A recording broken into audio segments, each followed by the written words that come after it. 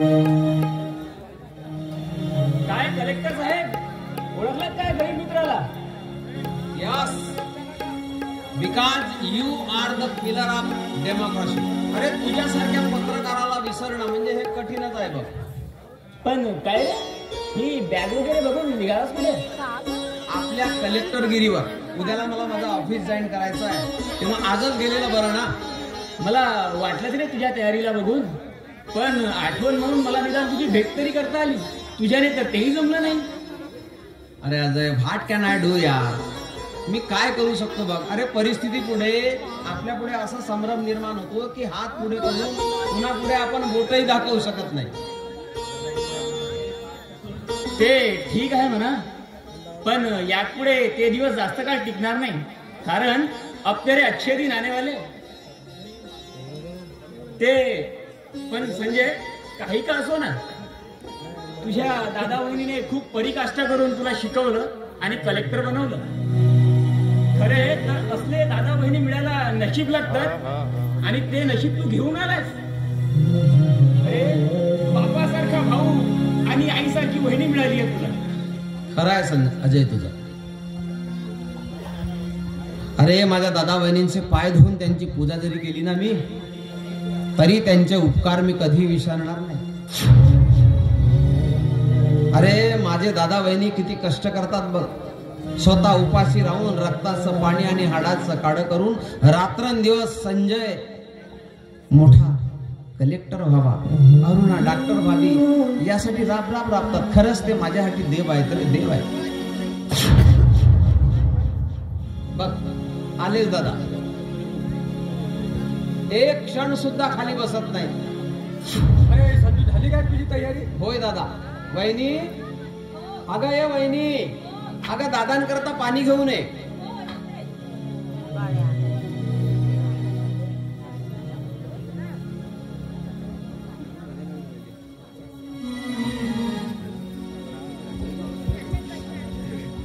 हे काय, काळ्याची मोहरी सुद्धा घेऊन आले तुम्ही? अगं वाटेत दिसले, बांधलोय कवटा आणि आलो घेऊन.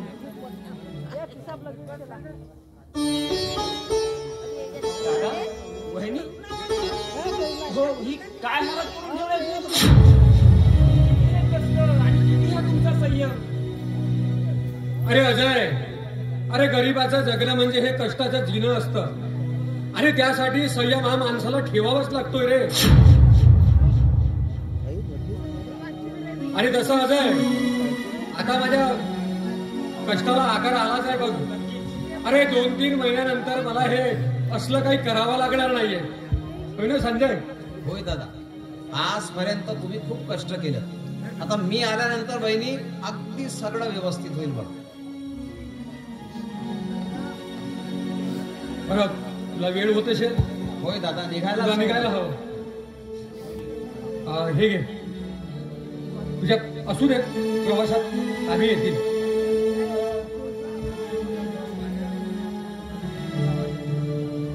बहिणी, अगं माझी निघण्याची वेळ झालेली आहे. अरुणा कुठं गेली? तिचा पेपर आहे म्हणे. पेपर? हो, म्हणून ती आज लवकर येणार नाही, पण तुला उशीर होईल. होय दादा, वहिनी, मला आता निघायला सांग.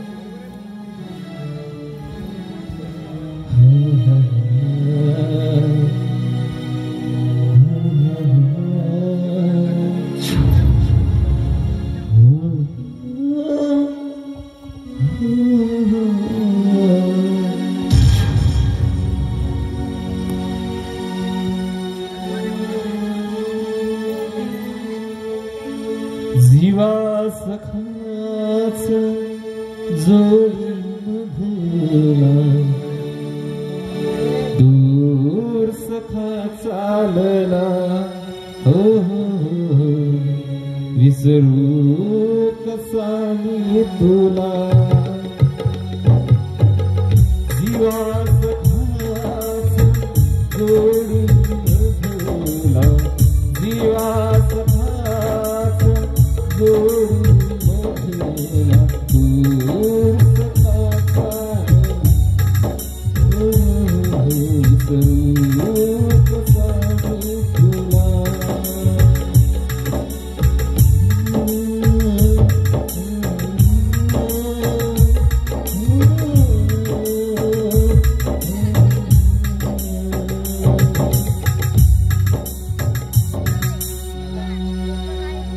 बहिणी, अशा या प्रसंगी मला जाण्याची, तुम्हाला सोडून जाण्याची अजिबात इच्छा होत नाही.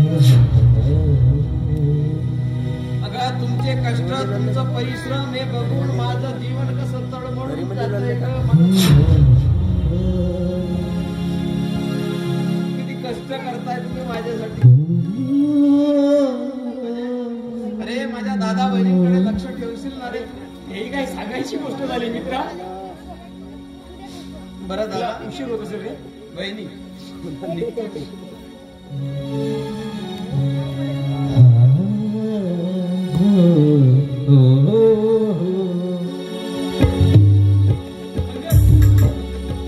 जीवा सखाच्या जोडीमध्येला दूर सखाचा विना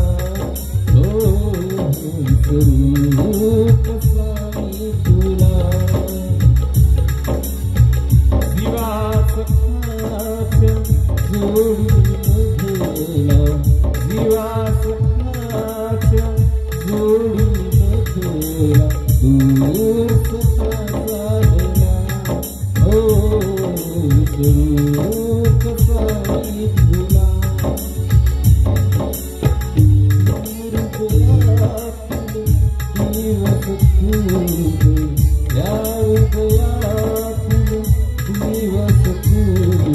स्वरूप साई तुला, स्वरूप साई तुला.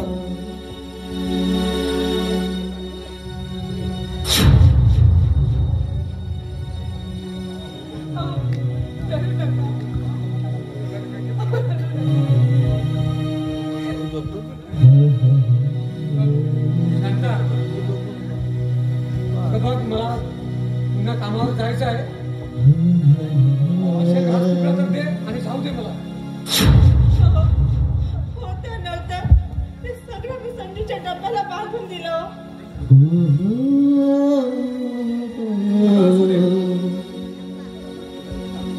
हो, पण ही असली परिस्थिती तेव्हा आमच्यावर का आणतो का? ज्याचे हात आमचं पोट भरण्यासाठी रात्रंदिवस कष्ट करत असतात, आज त्याच्या पोटाची खळगी मिटवायला घरात अन्नाचाही कण नाही हो, कण नाही.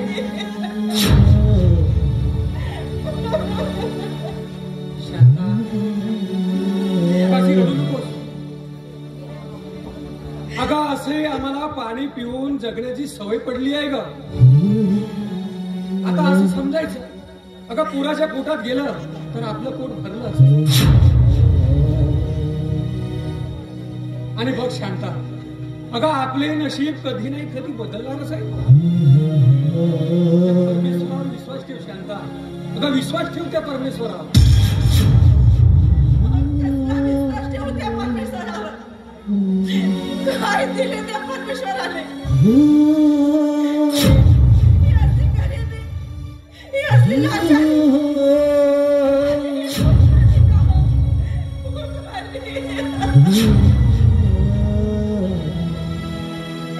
अगं शांता, अगं त्या देवाचं काय दोष ग? अगं दोष तर आपल्या पुनर्जन्माचा आहे. आणि तेव्हा ते आपल्याला भोगावंच लागणार का शांता? भोगावंच लागणार. तुम्हाला भोगावेच लागतील. अरे कारण मी 8 दिवसाची मुदत दिली होती तुला, पण त्याची काही अंमलबजावणी केली नाही. याचाच अर्थ हा तुझा झोपडा मला माझ्या ताब्यात द्यावा लागेल, अन्यथा तुम्हाला घराच्या बाहेर काढावा लागेल.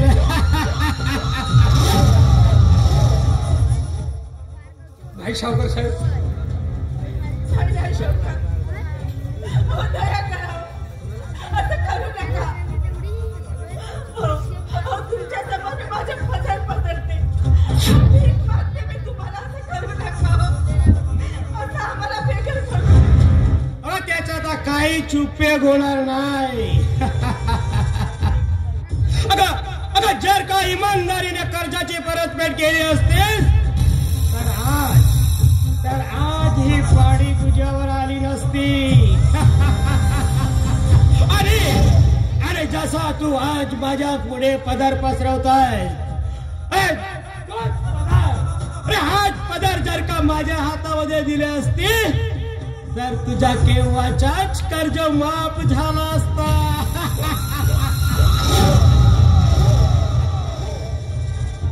सावकार, काय बोलताय तुम्ही? काही लाज वगैरे वाटते की नाही? अरे गपचूप ऐकून घेतोय म्हणून आमच्या गरिबीची थट्टा उडवताय तुम्ही. अरे काय म्हटलं गरिबीची थट्टा? अरे तुमच्या गरिबीची थट्टाच नाही तर तुझ्या अब्रूचे दिंडोडे उडतील, दिंडोडे.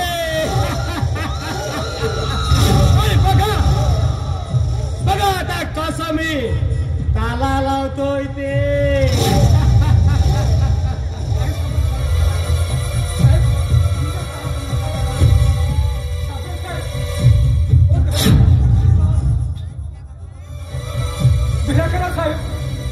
अरे चहा तिकडे.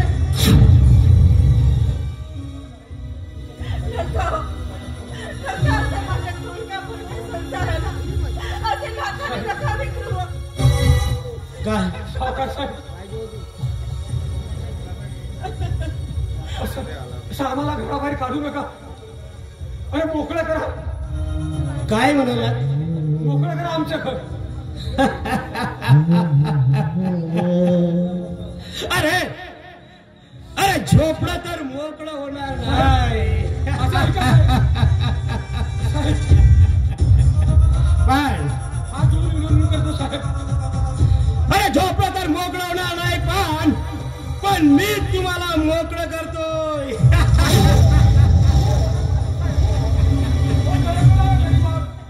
मानू नका.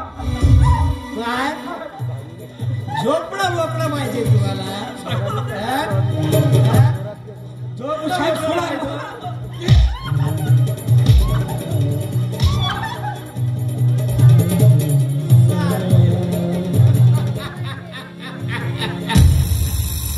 झोपडं मोकळं.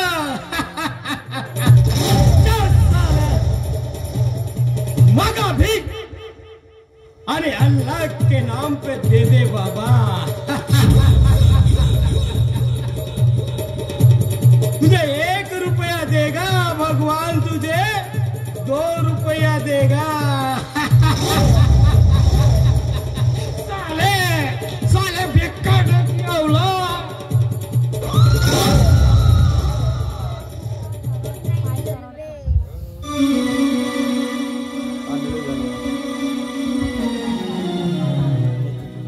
दादा वहिनी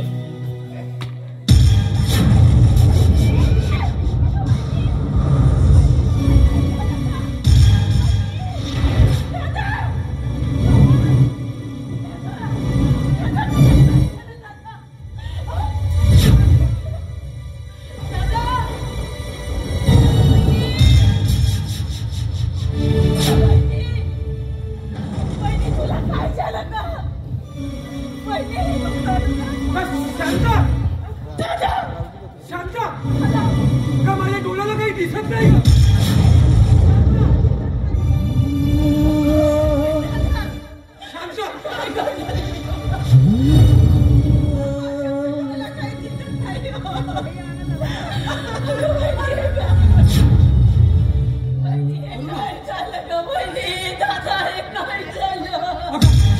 आम्ही दोघे आंधळे झालो.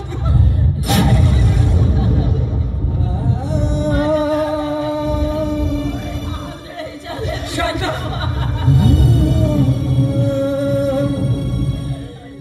परमेश्वर आहे काय झालं रे माझ्या.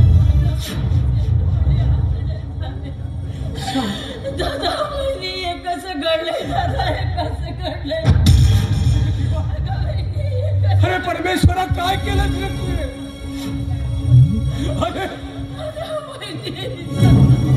अरे डोळ्याची ज्योत